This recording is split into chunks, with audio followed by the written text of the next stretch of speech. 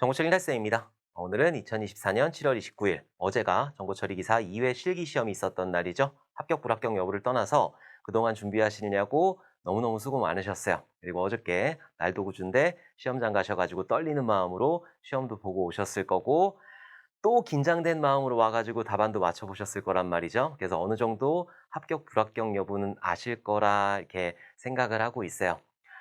뭐 합격하신 분들 너무너무 축하드리고, 아쉽게 불합격하신 분들 단지 어저께 시험 운이 안 따라줬을 뿐이니까 다음 시험에서 분명히 합격하실 거예요. 그러니까 너무 실망하거나 좌절하지 않으셨으면 좋겠어요.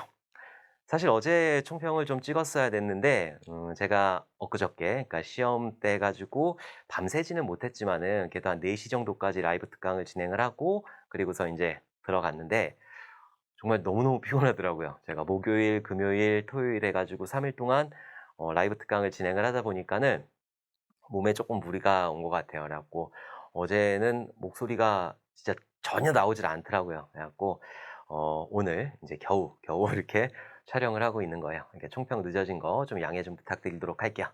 자, 그럼 전반적으로 어떤 문제들이 출제가 되었는지 한번 살펴보면, 뭐 예상했던 대로 프로그래밍 언어 문제가 굉장히 많이 출제가 됐죠. 다른 시험 대비해서도 더 많이 출제가 됐어요.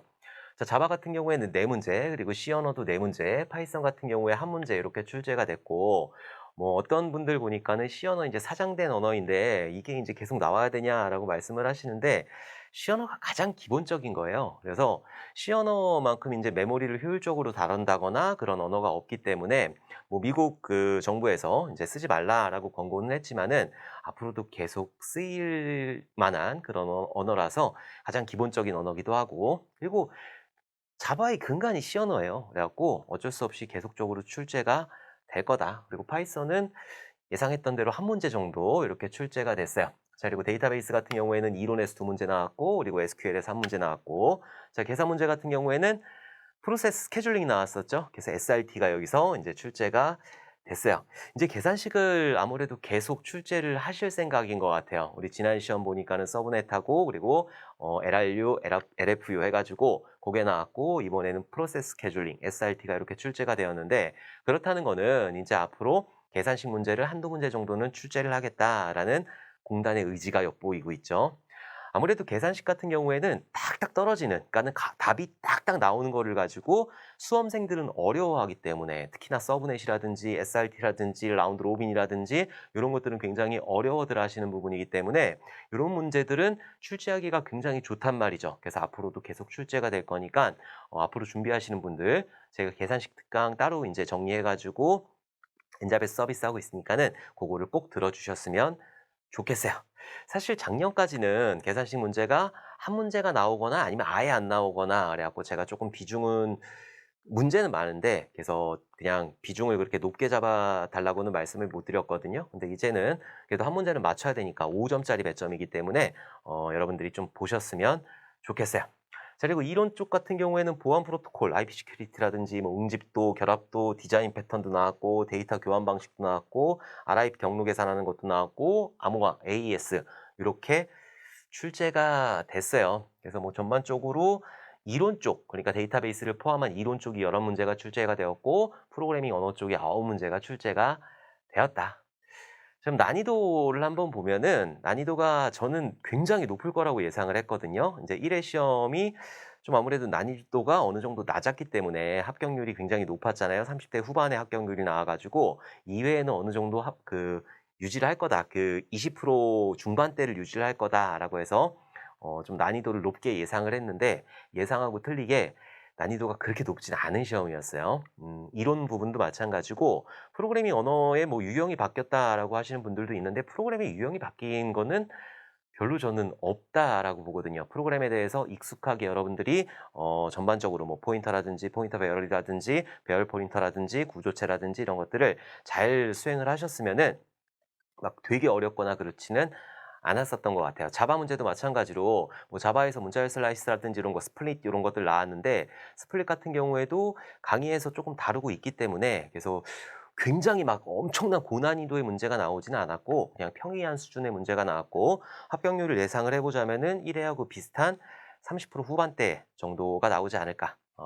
잘 봐주면은 40%대까지도 나올 수 있는 그런 정도의 문제였어요. 물론 뭐 RIP의 경로 계산하는 문제라든지 이런 것들이 조금 이제 허를 찌르는 문제이긴 했는데 RIP 경로 계산하는 거는 RIP라고 하는 거는 제가 예전에도 말씀을 드렸지만은 서울에서 원주를 가고 자 그리고 부산 이렇게 있을 때 RIP 같은 경우에는 중간에 이런 경로들이 있으면은 이거 무시한단 말이에요. 호흡수를 기반으로 하기 때문에 요게 훨씬 더 좋은 경로라고 판단을 하는 게 RIP다. 그래서 고런 것들을 조금 떠올려 주셨으면은 맞추실 수 있지 않았을까. 물론 2번 이렇게 갔을 때는 2번으로 똑같이 동일하게 가는데 여기에서 인제 갈리게 되는 거니까. 그래 갖고 고런 부분들을 쪼끔만 생각을 하셨으면은 RIP 문제도 충분히 맞추셨을 거라고 생각을 하고 있어요. 근데 RIP가 아니더라도 다른 문제들이 그렇게 굉장히 어렵거나 이런 문제들이 출제가 되지 않았단 말이에요. IP 시큐리티 같은 경우에도 제가 계속 강조를 했던 뭐 네트워크 쪽의 보안에서는 그런 것들이 나온다라고 말씀을 드렸었고 데이터 교환 방식 같은 경우에는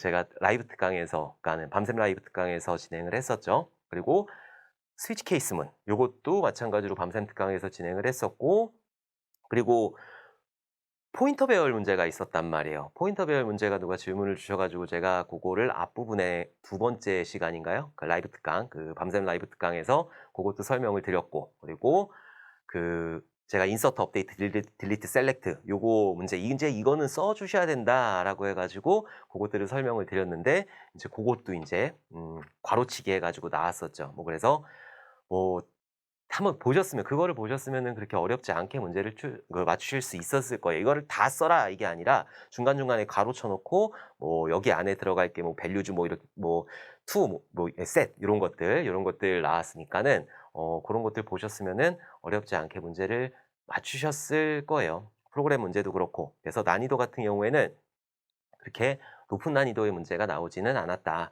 물론 불합격하신 분들이 공부를 안 하셨다는 건 아니에요. 열심히 공부를 하셨지만 내가 공부하지 않은 범위에서 나왔을 수도 있으니까 내가 소프트웨어 공학 쪽에 조금 더 힘을 주고 거기만 공부를 하셨을 수도 있고 이번에 특이하게 네트워크에서 두 문제가 나왔단 말이에요. IP 시큐리티라는 것도 나왔고 그리고 RIP 프로토콜도 나왔으니까 그래서 그런 부분들은 조금 소홀하게 운영체제라든지 네트워크는 소홀하게 공부를 하셨을 수도 있죠. 보안 쪽도 마찬가지고 AES도 마찬가지로 이제 보안 쪽은 이제 버리고 이제 공부를 하셨던 분들도 계시니까 그러니까 내가 공부하지 않은 범위에서 문제가 출제가 된 거지 여러분들이 노력을 하지 않으신 건 아니에요. 그러니까 분명히 다음 시험에 여러분들한테도 시험문이 따라가지고 다들 합격하실 거라 저는 믿어 의심치 않아요. 그래서 난이도는 전반적으로 평이했다. 프로그램도 마찬가지예요. 프로그램은 뭐 다 맞추지는 못하더라도 반 이상 맞추고 그리고 이론에서도 반 이상 맞추고 데이터베이스 같은 경우에도 뭐 크게 어려운 문제 나오지 않았단 말이에요. 카디널리티하고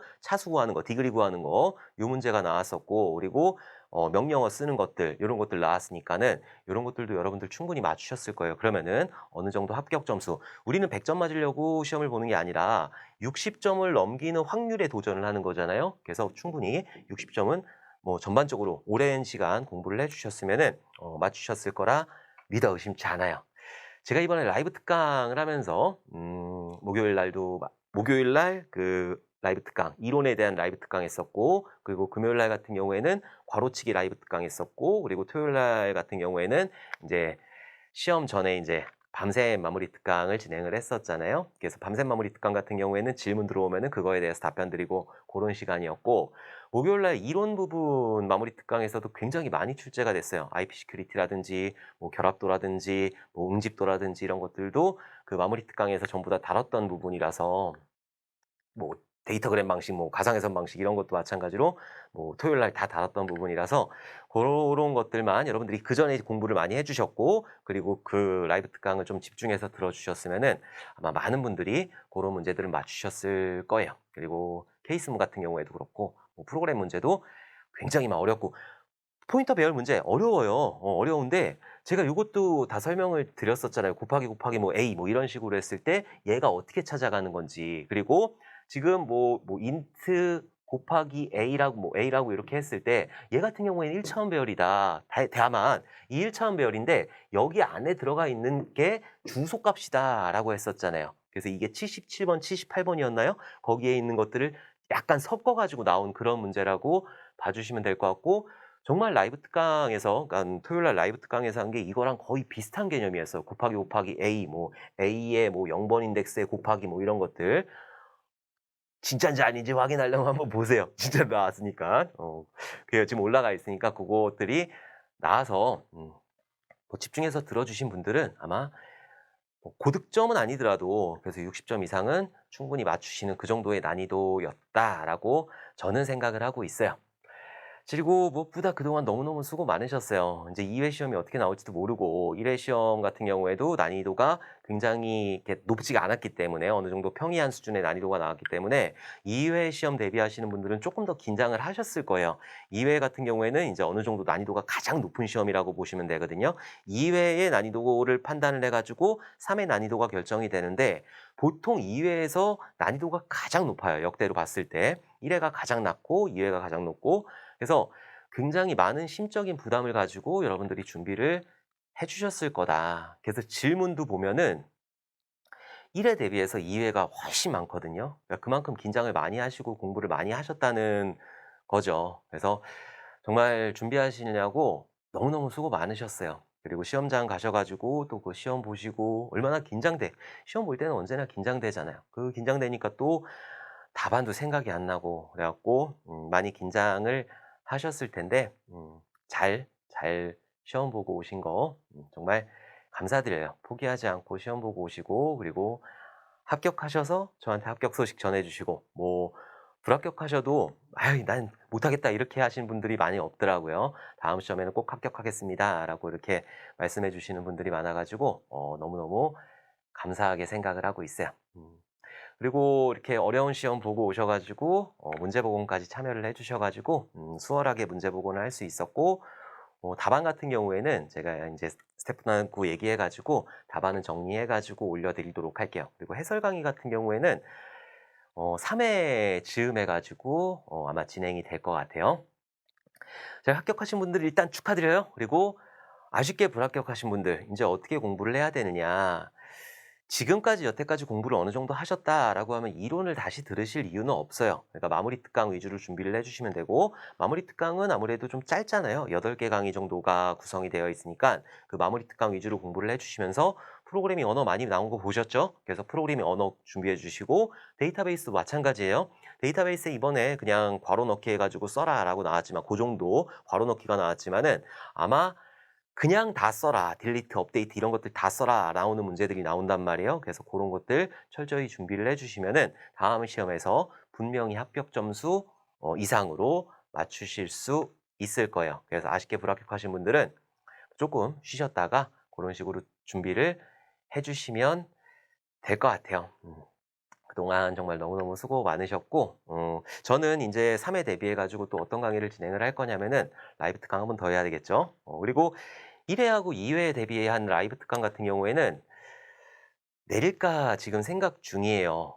여러분들이 어떻게 생각할지 하실지 모르겠는데 똑같이 3회에서도 진행을 할 거거든요. 왜냐면 강의 수가 너무 많아지다 보니까 어떤 걸 들어야 될지 판단하기가 굉장히 힘들단 말이에요. 그래 갖고 고거는 일단 내리고 일단 본 강의라든지 아니면은 특강 요런 데 집중을 해 주시고 있다가 제가 인제 시험 한 달 전부터 해 가지고 하나씩 하나씩 여러분들하고 라이브 특강을 진행을 할 거니까 고때 인제 들어 주시면 될 것 같아요. 그래서 제 라이브 특강 하면은 고거는 인제 편집해 가지고 엔잡에 업로드 되니까 지금 엔잡에 있는 것들은 지금 굳이 들으실 이유는 없어요. 그래서 고것들은 안 들으셔도 되고 제가 고거는 따로 내리고 그리고 뭐 수강생분들만 해 가지고 인제 다시 강의를 진행을 한다거나 그럴 거니까는 너무 걱정하지 말고 있으시면 될 것 같아요. 왜 강의가 없어졌어요?" 너무 많아 가지고. 지금 1회 라이브도 지금 거의 뭐 한 10개 정도 가까이 되고 2회 라이브도 굉장히 많이 진행을 했잖아요. 예전에 C 언어 라이브도 진행했고 자바 라이브도 진행했고 목, 금, 토 해 토요일은 안 올라갔으니까 목요일, 금요일 해 가지고 라이브 강의 굉장히 많단 말이에요. 그래서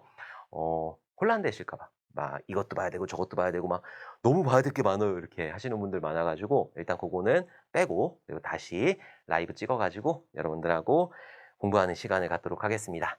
저도 인제 3회 대비해 가지고 마지막 시험 대비해 가지고 열심히 3회 대비 준비를 할 거고 이제 그동안 뭐 다른 것들 준비를 해야 되겠죠. 여러분들도 아쉽게 불합격하신 분들 포기하지 마시고 기왕 칼 빼들었으니까 무라도 쓸어야 되니까. 그러니까는 포기하지 마시고 저랑 같이 3회 시험 조금만 힘내가지고 준비해 주셨으면 좋겠습니다. 저는 이제 2회 준비하시냐고 정말 너무너무 수고 많으셨고 합격하신 분들 정말 너무너무 축하드리고 불합격하신 분들 조금만 힘내주셨으면 좋겠습니다. 그러면은 다음에 우리 웃는 얼굴로 다시 뵙도록 할게요. 그동안 뭐 그 사이에 뭐 시간이 되면은 소주 한잔 하면서 라이브도 한번 진행을 하고 그렇게 한번 해보도록 할게요. 뭐 그동안 안 했던 개발 한 줄 소주 한 잔 개발 한 줄, 그것도 지금 기획 중이니까 그것도 촬영을 해보도록 하겠습니다. 저도 이제 조금 몸이 예전 같지가 않나 봐요. 나이가 드니까는. 그래갖고 조금만 쉬고 다시 짜란 나고 돌아와가지고 여러분들하고 끝까지 3회 시험, 올해 마지막 시험 끝까지 한번 달려보도록 할게요. 그럼 다음에 또 웃는 얼굴로 다시 뵙도록 하겠습니다. 감사합니다.